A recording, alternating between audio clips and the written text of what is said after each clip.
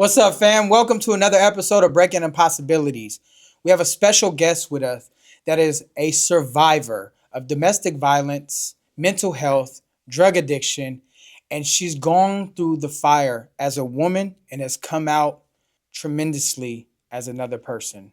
Without further ado, our guest, Rosie, thank you for coming on the show No, and sharing your story. no, thank you for having me and having this platform because I think the biggest part is not only telling your truth to be heard, but so other people know that they're not alone. It gets lonely out there when you're going through it. So I'm here to share. Absolutely. And, and that's exactly what it's all about, right? Is being able to share our stories, help somebody out there that's probably going through similar things that we've gone through and just don't understand how to get through it, right? Hmm. So, we like to start off with where is it that you come from? What was your family like? Good family, bad family, whatever the case may be. We want the raw, uncut. We want that dirt. We want that stuff that has not been heard. And because there's somebody out there suffering right now and living in silence and don't know how to break those impossibilities. So share with us how you did that. What is the family? Where do you Hmm. come from? Yeah, so I'm very blessed that I come from a big family. I joke that we're the Brady Bunch because we were kind of pieced together. My dad had two kids from a first marriage. My mom had two kids from her first marriage. They got together and had me and my younger brother. We're about 16 months apart. I wasn't the boy, so they had to go and have another one right away. I joke that, whenever he messes up, I tell my parents, I'm like, you got to have one more. Like, that's your one more. Yeah, yeah. But in a way, it was the best gift my parents could have ever gave me because this was back before there was technology. You didn't have cell phones in your hand. You literally was growing up with whoever was in your house or on your block, and I kind of got a built-in best friend. It was rough at times, especially when Pokemon was out. Like I wasn't allowed to play Pokemon with him and his friends, or when they're on their big BMX bikes riding down the street. But we always came back around to each other, and so that's why I'm really thankful that we had this Brady Bunch of a family, but I had like this constant always with me, and even we're talking babies. I used to say that we found him in a basket. So his name's Moses, and from the biblical times, I'm like, oh yeah, we found you in a basket. So he didn't even think he was ours for a few years, and so it's good to kind of bring it back to him that like, yeah, we chose to have you. You're ours. You belong to us. But yeah, it was crazy. I think there's different parts of the family dynamic because there was like these sets. There was the two, and the two, Mm. and we were the babies. And so we also came later in life because my parents, they struggled. When you're young and you have your first set of kids, you're trying to pay the bills, rent. How are you getting food? Are we making spaghetti because we're gonna have to eat that for the whole week, or are we able to go out and buy some chicken nuggets like that? There's rough times for my older siblings, and for later in life, like we got the perks, and I think that was always a dynamic as well because like for Christmas everybody got bikes, but we were the babies that got like the big wheels or like the motorized, ride on cars.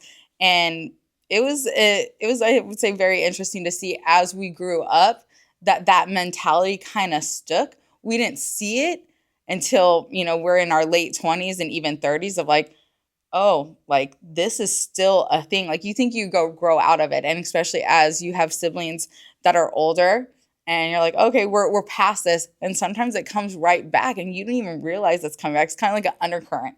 Like you have the waves and it looks all beautiful and everything on top. And there's stuff kind of trembling in underneath.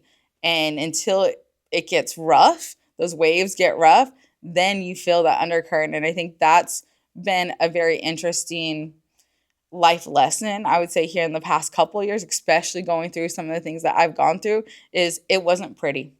It was kind of ugly at times, and you don't always want to see the baby go through something like that. And so instead of facing it, there was a lot of times I felt like not pushed under the rug, like I wasn't ignored, but like we can't deal with it, so we're not going to look in that direction. And you really felt that turn.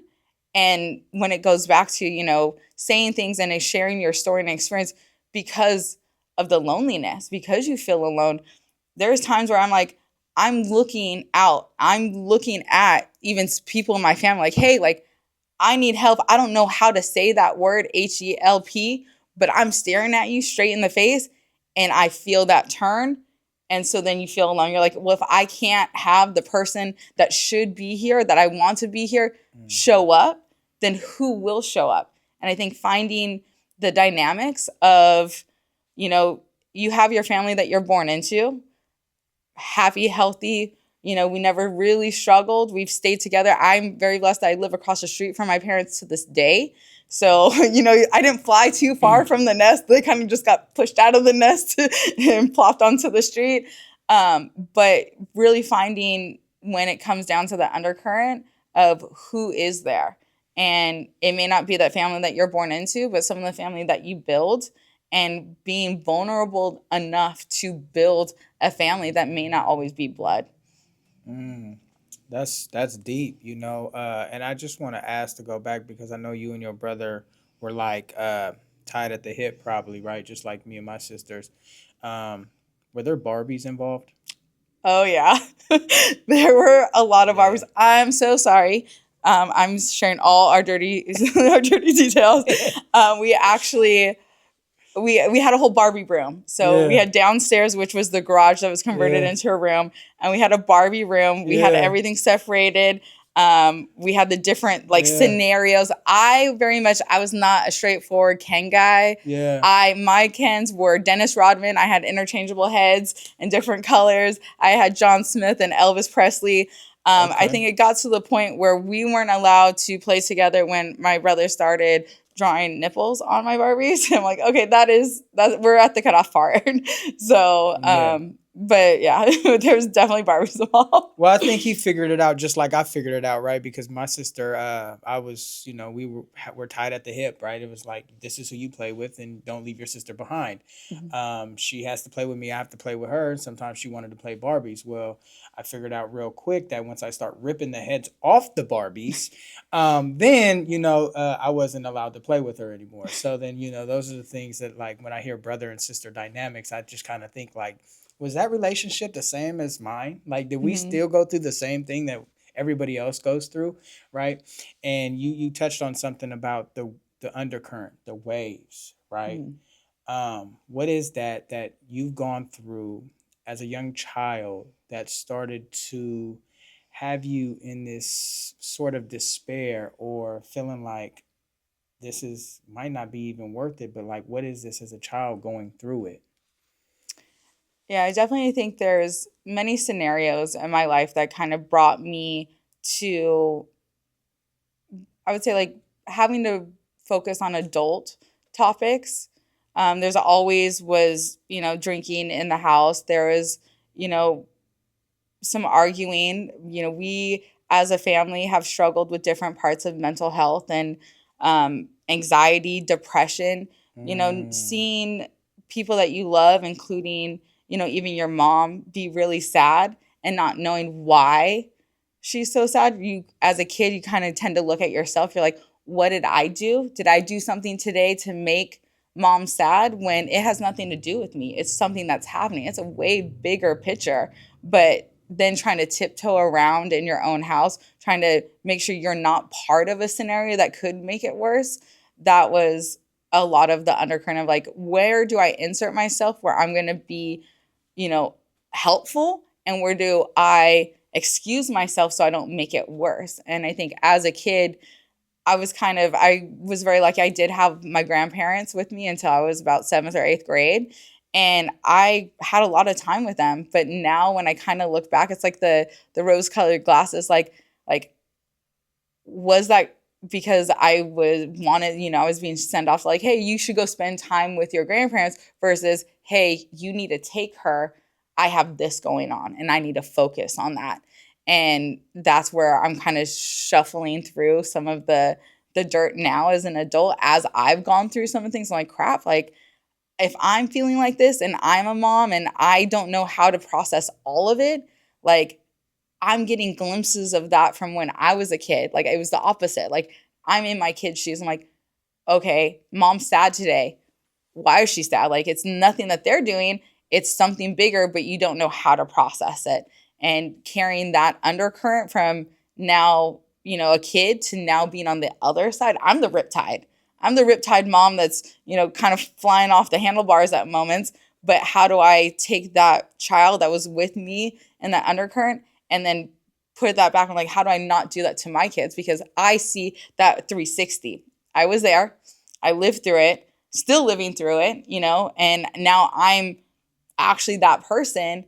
And what do I do to protect not only my kids, but, a generation of just education? I didn't know why my mom was sad. I try to explain things to my kids like today, it's a bad day. Mommy's not crying because of you. So I'm trying to like vocalize, like, it's nothing that you did. So you don't go sit in your corner, like, what did I do wrong today? How do I not be loud? Should I not play this video game? Like, it has nothing.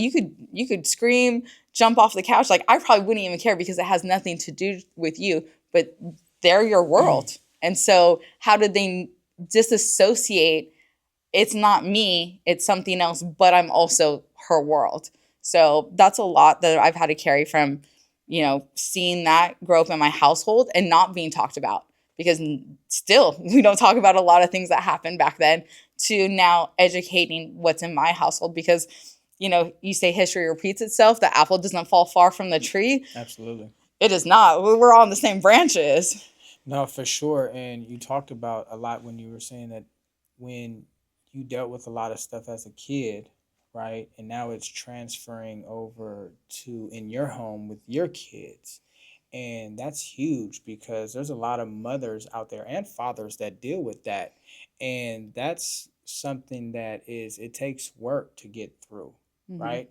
What is it something that has helped you change maybe a perspective or a way you deal with your kids in those moments because of what you dealt with in the past? Self-awareness is a big thing, but it took being able to be that aware.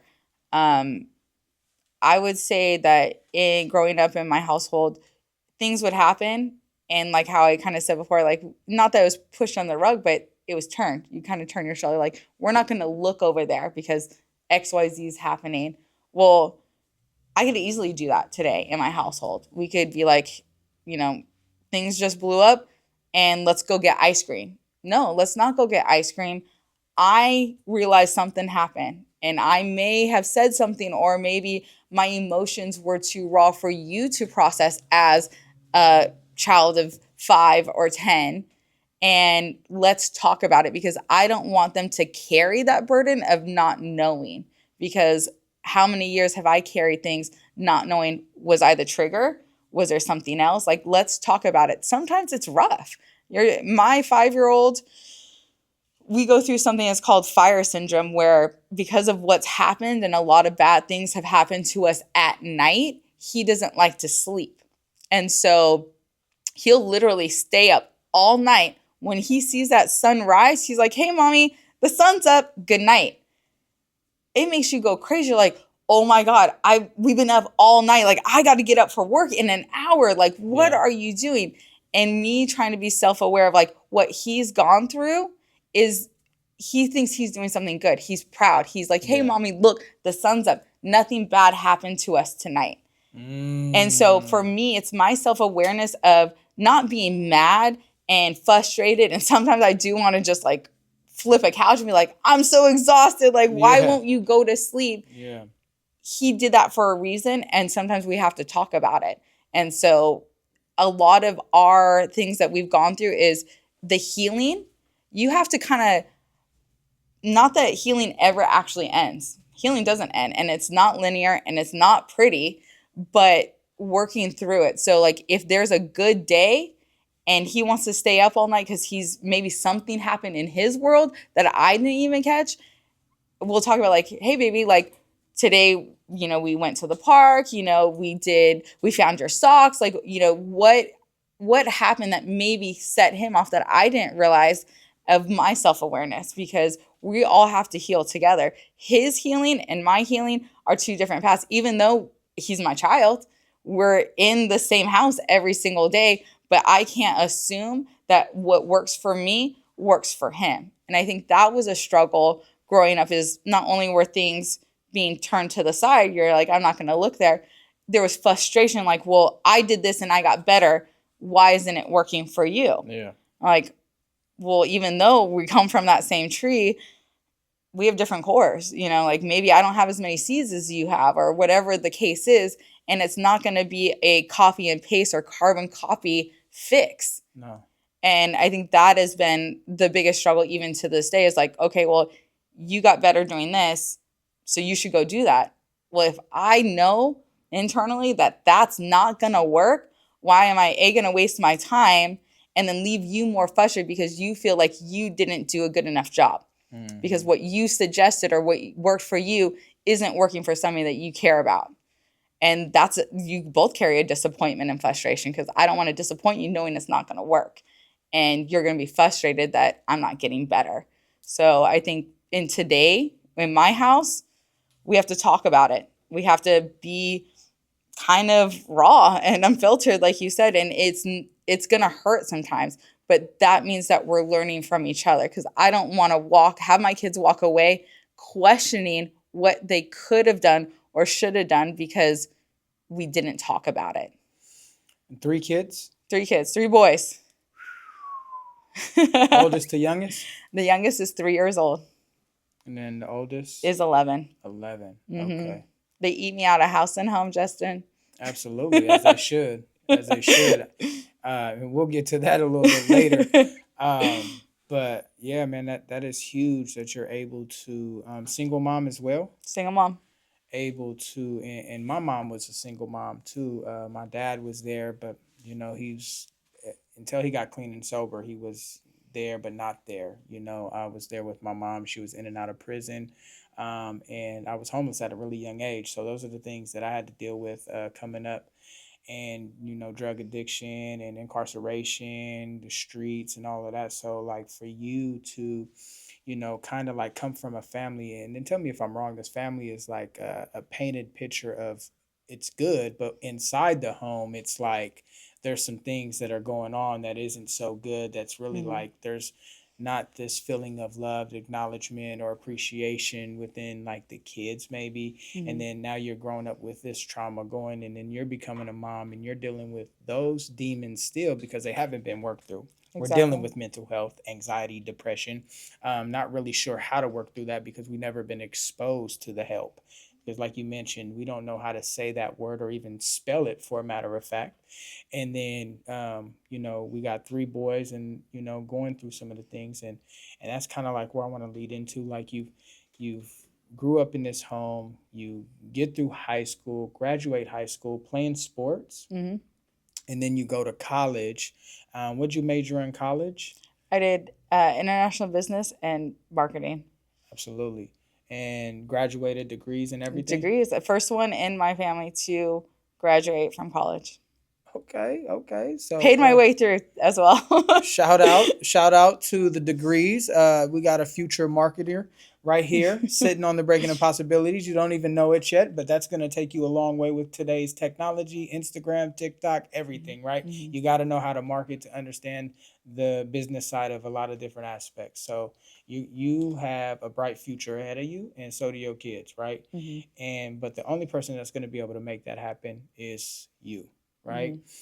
Mm-hmm. Graduated college with the degrees, married at this point? I've been married twice, so I actually got married pretty close after college with my first husband. It was more of, I wouldn't say like a rebellion, but I actually married somebody that wasn't from the Bay Area, was from a different state, knew nobody that I knew here, because growing up in the Bay Area, no matter where you go, you run into somebody, and it kind of felt fresh to be like, you're a brand new little baby bird. Like, you don't know anything of what I've gone through. And that was good for what it was, but we were really young. He's the father of my 11-year-old. When I was pregnant with my 11-year-old son, I kept on getting these dreams. So my son is Alexander Danger, but my brother, who his middle name is what? Alexander Danger. Okay. There's a 2-parter. So why there's a Danger and why there's an Alexander. So when I was pregnant with my son, I kept on having these dreams of my brother, of Moses, even going back to our Barbie days, when Moses would get in trouble when we were younger, he would turn into Alexander. His name was Moses Alexander. And he would even write Alexander on like his papers at school. And his teachers would be like, go to my mom, like, who's Alexander? Like, who's this like alter ego thing going on? And so when I was pregnant with my first son, instead of naming him after his dad, which a lot of men try to do, I'm like, hey, I want to name him after my brother. Like, is that weird? Like, I even had a text Mo and I'm like, hey, like, is it okay if I name him after you? It's going to be Alexander because when growing up, you were the best brother when you were Alex, and he's my firstborn. Like, I know I'm probably going to have kids after. I want him to be that best brother, and that's what I want Ooh, for okay, it to be okay, Alexander. okay. The danger. Now that was that was a debate with his dad. He wanted to make sure that his son had the best pickup line, regardless of where he went. So if somebody was to say, "Hey, we can't do that. It's too dangerous," he could be like, "Well, danger is my middle name." I can't wait till he's 21 at the bar and I can sit across with his ID and they think it's like super bad. They're like, that's not a real ID. But yeah, he's definitely lived up to it. I should have named him like Alexander Patience or Grateful, one of those, because he definitely pushes danger to the limit, which is scary because he has two younger brothers now that follow in his footsteps. So I Yeah. have to, keep up with them. That's really where I turned back to some of my fitness stuff of, I worked out and I was pretty athletic when I was younger. Now I have these boys that are pushing the limits and are dangerous and doing things that for a while I couldn't do, not only physically but mentally. And I'm like, I gotta keep up with them. Like, how do I do this? And so trying to get back in the game with them is a big push towards the self-awareness, because it all goes back to like, if I'm not aware of what I can't do and what I should be doing, then I don't know where to push, because then you just get comfortable. A lot of people just like, oh, things will happen or things happen for a reason.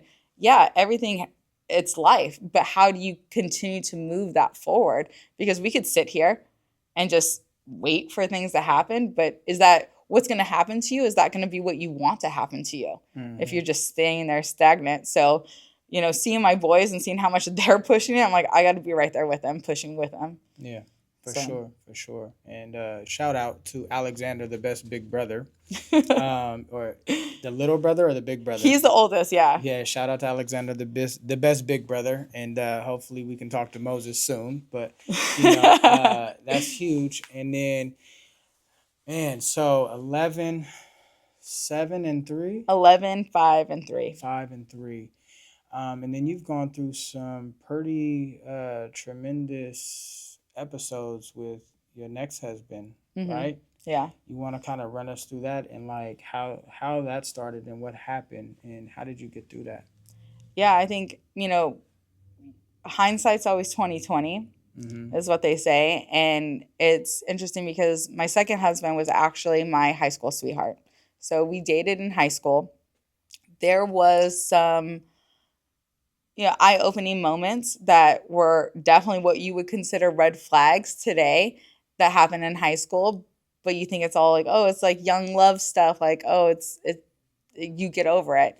An example is there was a time in high school where I was walking down a hallway and he was upset about something. He came chasing down a hallway in high school and like slammed a locker like right next to me. I actually had to have my history teacher come out of his classroom with like a walking stick. It was like one of those water walking sticks where like you'd make it sound like rain, and separate us.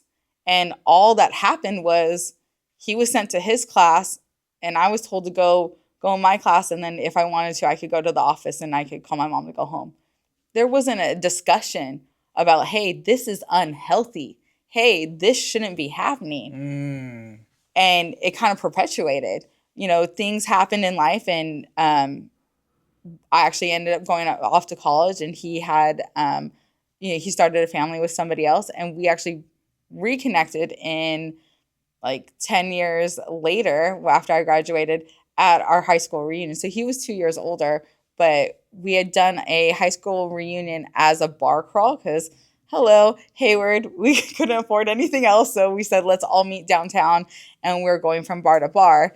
Probably not the smartest thing, throw a bunch of, midlife crisis people in a bars and see what happens. But I'm very much the loudmouth person running from group to group. I fit in with everybody in high school. So I Mhm. had different friends from all walks of life. And I remember I was running literally from one side of the bar to the next, and I like smacked into somebody. This person pulled back like I was going to get knocked out, and it was my high school sweetheart. And, even that interaction, like the first reaction is you're going to pull back to like hit me. And instead of being like, whoa, whoa, whoa, like, calm down, calm down. We're like, oh, hey, like, so excited to see you. Like, let's reconnect. And since that night, we were together.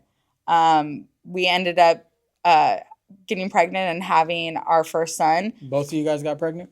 Yeah, both of us at the same time. Nice. But it was weird to kind of see some of the control kind of start to come back, because here you're supposed to think we're adults now, right? We're not in high school. We're not like with this rush of hormones and emotions. Like, we're making these choices, but then some of the choices were leading to control, and it was bit by bit. And me being such a this is where I kind of get frustrated, not with myself, but just with not seeing how big it could get. I was a very strong, independent, loud, vibrant person, and little things were happening that were chipping that away until eventually I wasn't that person.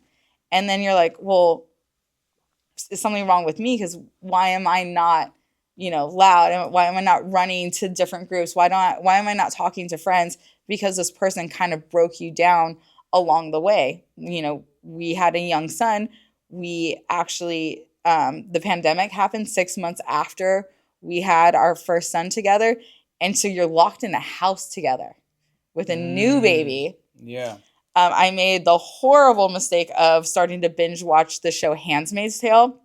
If anybody's watched it, but it's basically you're having babies for other people, and it's very dark. And I just spiraled into like a postpartum depression. I've Okay. always had, the elements of anxiety and depression, and I have ADHD because I'm like, I'll hyper focus on things. But that happened. I just had a baby. We're in the pandemic, and then you start to self medicate. So here I'm being controlled by something that I don't even know I'm being controlled by. And he's like, hey, let's just hang out. Like, we can't go anywhere. Let's hang out in our kitchen. Let's grab a bottle and let's just relax. You think you're taking the edge off. Well, Genius idea. yeah, and there's no cutoff. I think that was the worst part of the pandemic, and anybody who went through, socially drinking. If you go out, you were keeping track of how much you were drinking because you knew how much you were spending. You're like, damn, my tab's at XYZ dollar amount. Like, I really need to stop. Yeah. Or, you're seen by how many drinks you're actually being served. When you're drinking at home, and there's, a liquor cabinet behind you with no cutoff time, like, it keeps on going. And I think that's where some of our darkest moments started to really happen, because we had no self-control. We were spiraling. We were going deeper and deeper into self-medicating because we weren't talking about things that were hurting us. And then we're alone because of COVID and the pandemic. And a lot of people during that time, I don't know if you guys remember, like that first like 3 or 4 months, people were like quarantined together as like pods. They're like, we don't know how long this is gonna last. Like, we're gonna stick with like these 3 people or these 5 people. Like, we're not gonna expose. It was weird because some people just looked around like, well, who are my people? And we were stuck together. So how do you even say out loud, I'm stuck in a house when there's a national pandemic happening with somebody that I'm afraid of? I can't leave because I need them because we have a family. Yeah. And we keep on doing things that we shouldn't be doing every night because I don't know how else to get through the next day. And was the domestic violence already had started? Was the stuff like that had already started before? Yeah, it was here and there. It was like, if we're out drinking, we kind of get loud, and, there was some push and shoves, or um, some not so great moments, like physically, but not to the brutality that ended up happening. And I think that was kind of like the mind mess for me. And for any person who might be going through, emotional and physical abuse, is it never starts off like that UFC fight that almost took you. It starts Mm. off like, hey, we'll hide your phone. Well, I don't know where my phone is. Or, you start kind of arguing and you'll slam a drawer. Well, my fingers were right there in the drawer. Like, oh, sorry, I didn't see that your thumb was there. I'm like, okay, well, my I'm hurt. So it's little bits and pieces that then built up to it. And so I would say over 3.5. So my son was 6 months old when it started to get pretty bad with the actual physical. The emotional abuse was there for years. The 11-year-old was about 6 months, or the No, 5-year-old? the 5-year-old. 5-year-old. Okay. Yeah. And then take us to that day where the incident happened, if you feel. Oh yeah. I think this is one that you have to say out loud because there's times where you as a survivor, I think it's like called survivor syndrome, like you downplay how bad something might have been because you're like, "Oh, I'm so grateful to be here." Oh, it wasn't that bad because you try to desensitize it for other people because they can't cope with it. And just because they can't cope with it doesn't mean that it's fair for you to water down what happened because you need to kind of work through that. And I Mm-hmm. want to say for a couple years, I didn't say all the things that actually happened that night because I didn't want to hurt somebody like in my family. Like, I don't want them to be sad of what happened. And I don't want to scare somebody because, like, when you talk about it, you're like, damn, like, what the? So obviously there was years of abuse and, control and things going on. My husband at the time, he had gotten really sick and he was in the hospital for like 26 days with a, Mm-hmm. a tube in his lung. He had walking pneumonia, basically, that had filled Mm. up and he had some complications. Even though there was times where I'm like, I hope he doesn't get better when he was in the hospital because I didn't want to go back to that life. I still showed up every day at the hospital. I still fought with the doctors to run more tests. Like, it was that internal battle of I can't just leave him here, but I also know what he's doing to me at home. And I don't know how to show my family or his family that I don't think I could do this anymore when Yeah. he was in the hospital. When he got out, there was a lot of anxiety that he had because of medication he had in the hospital. His tubes, he would like jump because he would think there was tubes still in him. And so even though we had our demons and our addiction and our drinking, he started to drink kind of on his own. And that night, I remember very specifically, it was like the first week in November and I got a Facebook message or memory pop up saying like, "Hey, this time last year you were doing this," and it's like one of those little pop ups, and it was actually of my brother Moses taking out my Christmas tree. So every year we would make a big to do, take out my giant Christmas tree, and we put on Mariah Carey and just blast in like "Get Ready for Christmas." And so I had text my brother Moses and I was like, "Hey, like we're one day late." I'm like, "We're one day late. Like I'm gonna start pulling out my Christmas stuff." And my husband was in the kitchen and he had started drinking. I was going back and forth from the way our house is set up. We have our garage, our kitchen. You have to cut through like a galley kitchen, and then you go into like our living room, dining room. So I was doing like this route of going from my garage, cutting through the kitchen where my husband was, and he was drinking. He would tell me like, "Hey, have a shot with me. Like, why aren't you hanging out with me?" I'm like, "I'm on a mission. I'm trying to get Mariah Carey on. Like, I need my tree. Like, we gotta do this." And going into the living room, well, he had been having this internal battle or argument with himself while he was drinking that I wasn't a part of. So here I'm getting tote after tote trying to figure out where all my stuff is. And he's so worked up about something that I'm not participating in.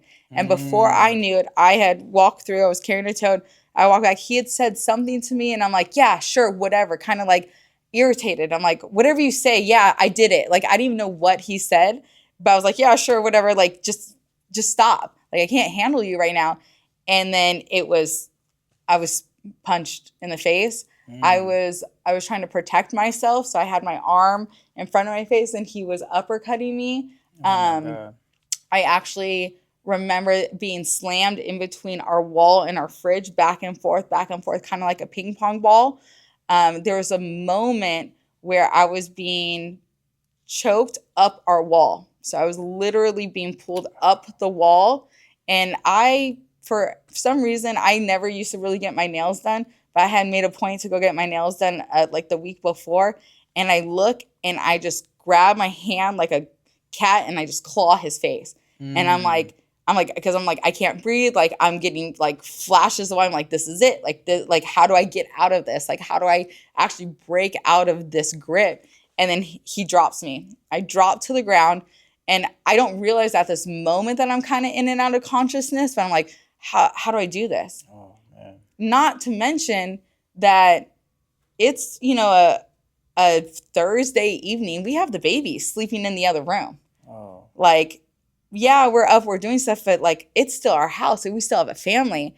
All of a sudden, like I get like this like break. It's like a Lifetime movie moment where you're like, I gotta go. Like I got this burst of adrenaline and I realized I had the garage door open because I was taking stuff in and out from the Christmas stuff. And Mm-hmm. I just remember smacking the button and I go running. My parents live across the street. My little brother lives across the street. I run in drenched in blood, Oh. screaming, just like the babies are there. The babies are there. They think a burglar is there, like Mm. terrorizing our house. They don't know what's happening. It's a Thursday night. They're shutting off their lights. They're ready to go to bed. They have no idea that this horror story is happening across the way. So my little brother grabs a baseball bat. My dad's trying to put on his jeans, and they go running across the street. My brother bursts through that door to find not a burglar, but his brother-in-law. And not just his brother-in-law, but somebody that he was really close with. Moments where I was even jealous of their relationship. I'm like, dude, like that's my brother. Like, why are you guys hanging out? Like, I miss him. Like, I want to do stuff with him. And I think that's like, if I could go back in time, Justin, and be like, that's the moment. I think that's the moment. If you're looking up, be like, that's what broke him. Like, we all have our struggles, but really seeing my brother after what happened after, that's the moment I kind of, he couldn't, somebody who he loved hurt somebody that he loved. Like, how do you play with that dynamic? Mm. At that time, I'm on the other side of the street with my mom. She's calling 911, not knowing what's happened. She doesn't know who's the perpetrator. Like I couldn't talk. I'm drenched in blood. The EMT and fire truck come. They actually put me in the ambulance and they start to take pictures. Mm. And because at this time, obviously, they have identified that it was my husband that had done this. They had cops on the scene. My parents were in the room with the kids. They're trying to keep them asleep. Yeah. And I'm in the ambulance, and there was a moment where I'm kind of in and out of consciousness. And I look up, and the EMT, he's crying. And he's telling the other EMT, because they're on the phone with the judge, because they're trying to get an emergency protective order. They cannot leave the scene until the judge answers the phone from his bed and says, yeah, like let's get this signed. And the EMT's crying, and he's like, bro, do you see her arms? Because I hadn't even really, seen or known all the, I guess, brutality of what had actually happened. I just knew I was protecting myself. I had to scratch. I fell. Like I was being slammed. Like I had no idea. I had bite marks up and down my whole arm Oh my God. because as I was protecting myself, he was trying to bite through my skin to get to my face. Oh. And that's when the EMT was crying, because he's like, they're trying to pack my mouth because I couldn't stop bleeding. And they're like, this isn't just like, hey, they got into a fight and, he shoved her up against like, the cabinets. He's like, this is animalistic. And to see somebody I've never met have that reaction and to say the word animalistic, then something started to register with me that something big happened. Like, I knew something happened. Yeah. And I thought maybe I'm going to go, get checked out, come home, sleep it off, and do what we did when I was growing up. You don't talk about it. You Yeah, kind of yeah. turn. But then when they were saying that stuff, I'm like, this is something big. Like, this is something big that I can't hide anymore because I'd been hiding it for so long. And now the book's been ripped open. So I actually went to the emergency, and my dad followed in the ambulance. And he actually took a couple pictures, which I still have to this day. And I have to look back every once in a while because you kind of forget where it all ended up, um, to show my mom like how bad it was. I was being taken care of for like a concussion. I had open wounds in my mouth because when I was being grabbed and slammed against the wall, like my teeth ripped open the insides of my cheeks. But before I was released from the emergency room, he posted bail. So I think that's where everything really got mentally messed up for me and where I went into a really deeper, I guess, like, can I say, like, mind fuck? Like, how could something so bad happen to a human where somebody said this was an animalistic beating and he got out of jail before I got out of the emergency room? Mm. Like, that just made me frustrated with the system, humanity, and made me think, like, well, maybe it wasn't that bad. Like here I thought it was really bad, but they said it wasn't that bad.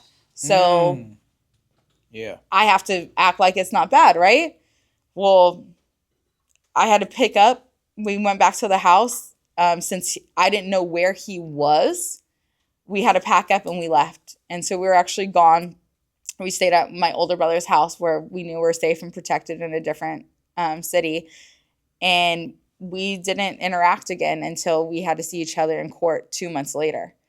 And on that court date, and this is where a lot of the, you know, politics of how the system works is he had actually waived his rights to his criminal trial. So meaning the actual domestic abuse. But we also had a court date for family court, meaning we were going to get a divorce. Well, because you're innocent until proven guilty, they can't read any of the domestic violence stuff on top. And they just had to treat it like it was a normal divorce. Well, we wouldn't be getting divorced if this thing on top didn't happen. Mm. And so he was actually awarded visitation rights. He could come get his stuff. He could, like, I think I walked out of that courtroom, turned around and like threw up because I just was so numb and couldn't believe how could somebody do this to a human, not necessarily somebody that they married, somebody that they loved, somebody that they had children with, to a human. What if you went to a bar and got into a street fight? Like, you would get punished harder for doing that to a stranger versus what happens to somebody that you live with. Mm. And so I was just going through it. And I think that's what made me kind of just fall further and further, where I was a shell. Like I was in survival mode, but I was just making sure the kids had a roof over their head, had food. Maybe it was just top ramen. We're eating noodles for 3 or 4 days, Yeah. but I didn't know how to take care of myself anymore because going through that and being told not only by the system, but even by family, because they're like, oh, like just things are just happening. It's okay. Like let's go act like this is over here and where everything's okay. I wasn't okay. Yeah. And nobody really stopped for a second. It's kind of like when you see that scenario where like somebody's standing in the middle of like crowded Times Square and they're screaming and everybody's just walking and like living their life. Like I was that person. I'm like, I'm not okay. I'm not okay. But nobody's paying attention because they're like, oh, just continue. Things are just moving. And then you were able to navigate through that, and there's some things that happened after that. But what I really want you to do is really talk to the people really, and if somebody's out there struggling with what you had to go through, what is some advice you can give her that is going through the same thing that you were going through? What would you do if anything was different, if you could just let them know? Yeah. I think the one thing that I would say to anybody who is struggling not only, with emotional and physical abuse, but, being a mom trying to protect them through that because you don't want your kids to see what's happening is you're not alone and it's okay to talk about it. I think there's a stigma around not being able to say things out loud or you don't want to be that stereotype. There's no stereotype in surviving. There's no stereotype in protecting your kids. You got to find somebody. It may not even be who you thought, like your mom or your sister. It may be that lady that you see at the checkout stand every day when you go get your milk. Like if you say something, you could find a community. And I think that's the one thing I would advise anyways, just you have to say it out loud. If you don't, then it is silence. You are being silenced, and you can't survive in Yeah. silence. So speak up, speak out, and if you know somebody that's struggling with similar situations Rosie went through, I'm going to drop in the description the domestic violence hotline so you can call them as well and we can get on top of this because it's important that the women out there get the same support as anyone else would because there's people sitting in silence and that's not okay. Mhm. And I really appreciate you with sharing that testimony because that's a really deep story. And a lot of people need to hear it because the things that they're going through in their life, they don't even know if it's normal. Like for you, felt like, oh, well, maybe it's my fault, or maybe I did something wrong, or like nobody thinks it's wrong because he was able to just bail out. Mhm. And somebody's just not understanding that they can get through that same thing you went through Mhm. and live through it because there's some people that are out there dealing with that don't make it, Yep. right? The statistic is insane. And we definitely want to shout out to the families that anybody lost anybody because of domestic violence. We definitely want to shout them out and say that our prayers are with you and we love and support you guys, really, and hope all is well from here going forward. Um, and then, so after that, addiction took off a little bit more, would you say? I would say the addiction was a lot of the codependency with Mm-hmm. him. Okay. And so once all that happened, I realized like I can't not only be codependent on him, but codependent on the substance because that's making me question everything. Got you. And so that is really, there's trickles of it here and there, but a lot of it was, it sucks to say this sometimes, but I didn't want to leave my brother alone. Like my brother was in the middle of his addiction and his demons. And even if I really didn't feel like it, I'm like, well, I don't want him to be doing this alone. Yeah. You know, even Got if you. he was in the middle of a few days, I'm like, well, I'd rather him be here with me and we're doing this together than him out on the streets. And Absolutely. so even though I wasn't in the thick of it, I was still going through it. Yeah. And then there had to be a point where like this is not helping either of us. Mm-hmm. And we almost had like it was like a breakup. I'm like I was so worried every night like am I going to find my brother in a hotel somewhere? Am I Yeah. going to get that call? You know, how could I get him to my house? How do I get him to my house and then tell my parents to leave us alone? Because of the things that he was going through because of what you went through. Yeah. So now you got to make sure big bro is okay, right? Mhm. And for me, I was raised by women, and I shared a little bit about that. But I really do believe that women are the strongest people in the world because of the things that you guys have to deal with. Like, I mean, everybody goes through something, and this is my personal opinion. And I'm sorry if I upset anybody, but women have to go through so many different things. They have to be stronger than the man sometimes. And then there's that, oh, well, men are stronger and women are women and da da da da da. I'm not genderizing anybody, but what I'm saying is that the things you have to go through, you have to give birth for one. And then we got to go through all these emotional distress. And then you're with somebody that overpowers you, takes advantage of you, and then abuses you emotionally, physically, and mentally. And then you still have to be strong and take care of these kids and show them what it is to be a good person. And that right there is what I mean by women are the strongest people on earth because of the things that you have to go through. Now, I really want to shout out because here we give people our flowers and shout out to the coach Paul, right? Because he's giving you an opportunity to become a fitness coach and you get to work alongside your brother. But not only that, but you're motherfucking 6 months sober and clean, right? Yep. Is that right? Yes, sir. Like, come on, give me some. That's what I'm talking about. And that's what it's all about. It's like, no matter what it is that we go through, we can get through, right? And it's just about changing certain things and having self-awareness. You talked about that, is having self-awareness, but not only with our kids, but what we do as we continue to grow as a person, Yes, sir. right? So before we close out, I just want to kind of share, what is it, 6 months sober? How does that feel in becoming a fitness coach? So I think there's two different things because I think I mentioned before we got started, like I haven't said out loud that I'm 6 months sober to more than maybe 10 people. Okay, well, say it again.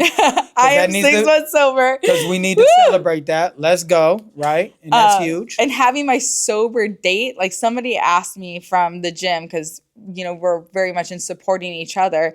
They're like, well, what's your date? And I'm like, oh, I don't know. Like, what is my date? Like, I had to go back and find that date. And that was the only person I've actually ever said that physical date out loud to. What's that date? It is January 15th. 2025? Yes. Absolutely.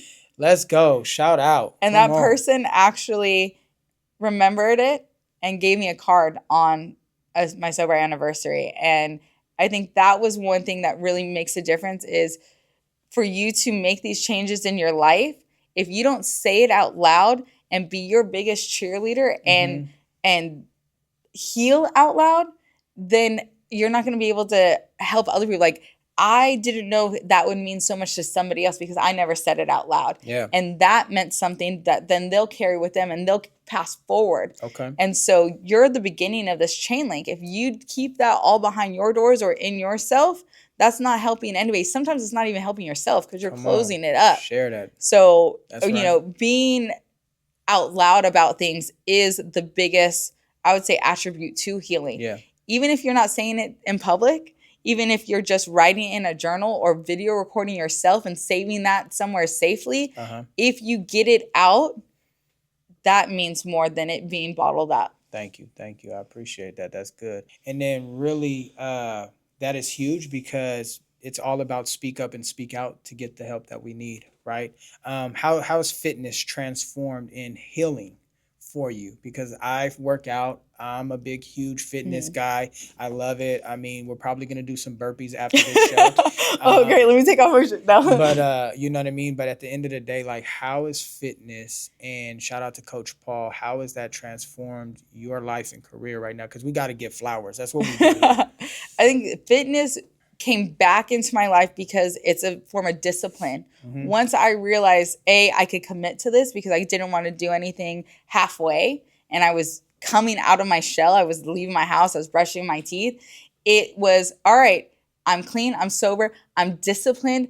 I'm going to do healthy things to my body, not things that because I was self-aware, knowingly hurting myself because I was already hurt. Yeah. When you're hurt, you just keep on digging that hole. Yeah. So how do I move this forward? And so with the fitness, I joke all the time in the gym, like, I may not be the most fit, I may not have the best form, but I will be the loudest. You'll hear me screaming, cheering, dancing. I dance my way through half of the workouts because that builds endorphins. That takes away some of my imbalance that I may have mentally that I don't want to take prescription pills for. Because when I take prescription pills, I feel icky. Ooh. And when you feel icky, you don't want to go do stuff. Exactly. And you're like, that's not me. How do I get back to the me? Not the icky part. Not the icky part. Like, yeah, you could get help in different ways. And I'm not saying not to do that. But I'm saying for me, I had to do that naturally with working out, with sweating out your toxins, by being disciplined, drinking your water, eating